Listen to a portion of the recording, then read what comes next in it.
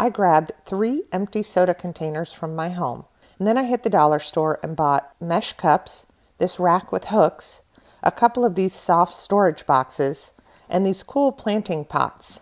I have this closet that isn't really used effectively. It's more of a catch-all for things I don't want to deal with. I wanted to make this space much more organized and usable, so I took everything out, measured the dimensions inside, and realized it was about the size of an IKEA tabletop I had. The table fit almost perfectly, but I did have to have my husband cut a little piece off the end so that it would fit around the frame of the door because it was just a little too big. Once I got the table set up, I started using the tension rods to store my ribbon. I just removed the rubber stopper from the end of the tension rod, slid the ribbon roll on, and then mounted the bar between the back wall to the front wall. That saved a bunch of space and allowed me to see all my ribbon at once and pull it as needed. After that, I got to work on my soda boxes. The first step was to cut the top off.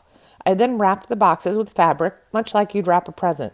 I didn't want to sew anything, so I just folded the edge, applied hot glue with the glue gun, attached it to the container, and wrapped it around. I folded the ends at the bottom, and then at the top, I just tucked it in. You could also choose to wrap the box with wrapping paper or even vinyl sticky paper. These made perfect holders for my wrapping paper. For my gift bags, which I have traditionally just kept inside of another gift bag, which then gets all torn up and worn out, the storage box from the dollar store was perfect. I knew I wanted to keep the tabletop as clear as possible so that I could use it for crafts or for wrapping gifts. So the solution was to attach my planters to the wall and use the wall space inside the closet. I thought these planters looked like a honeycomb, and so I tried to put them together in that same way. It was fun to create a little theme in this small space. Once I had all my pots attached, it was time to install the row of hooks that I'd bought. I used some of the hooks for items like shrink wrap for baskets and wine bottle bags, but on the other hooks, I hung the wire mesh cups that I'd bought. I set everything up, adding gift tags and light items to the cups, filling my honeycomb with supplies that I wanted to have easily on hand, like smaller gift bags, tape, my glue gun, and colored mesh. I added scissors and my favorite pens for gift tags so that I could always have these at hand. And here it is. What a difference a day makes. Everything's organized and I have it easily accessible. It only cost me $20 to get this done. It may cost you slightly more if you have to buy the $3 tension rods or if you have to buy a $30 table to put in. I hope this inspired you to organize a closet and turn it into a space that you love. Thanks for watching Home Talk, and see you next time.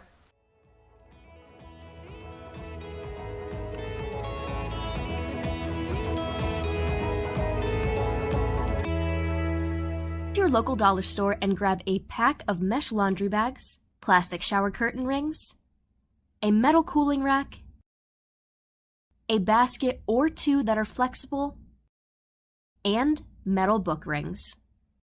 You will need 2 screws and your metal rack. Go into your closet and get your rack in a straight line.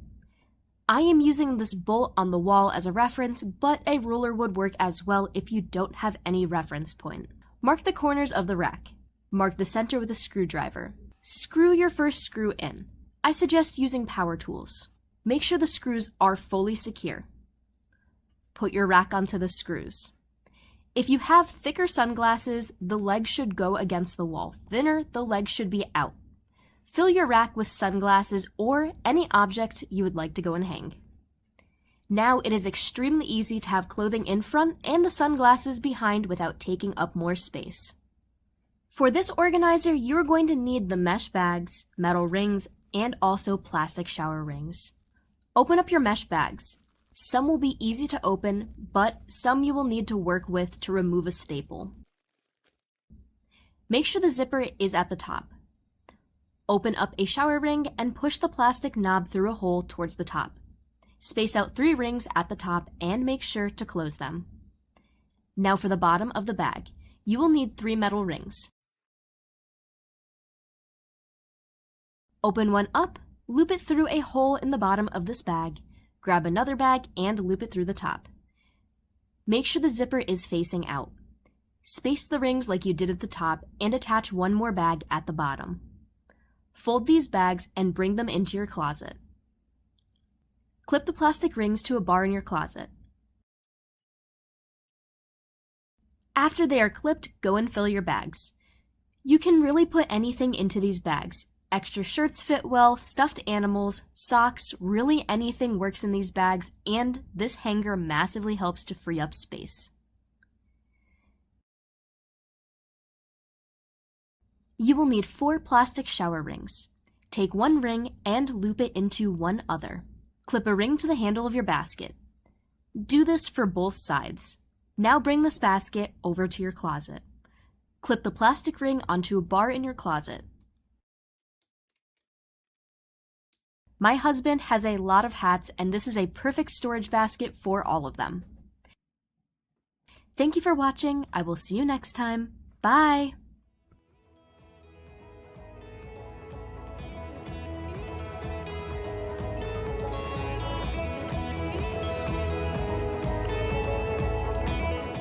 Not exactly the best use of space, right?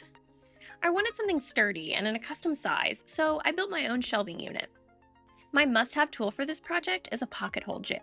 Drill your holes on the short ends of each of the shelves. These will be used to attach into the tall vertical side pieces. Now it's time to start assembling. Measure and mark the center on 2 of your shelf boards. These pieces will be a sort of anchor in the middle and the bottom of your shelving unit. After you've marked the center, you can assemble these into the shape of a capital letter I at the bottom of your shelves. You'll attach the vertical middle piece into the middle of the bottom and middle shelves. You'll need clamps or an extra set of hands to help hold the boards in place.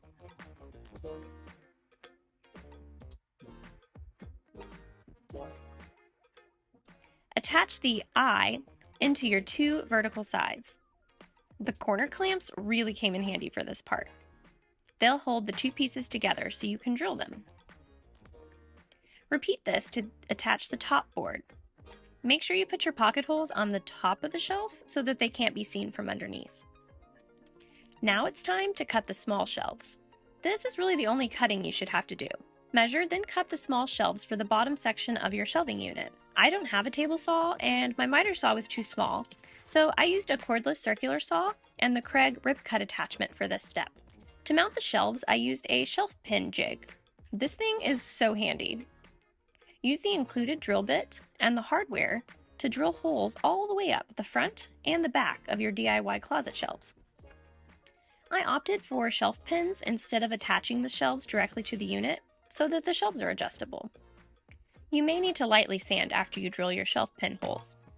You could also stop and paint at this step.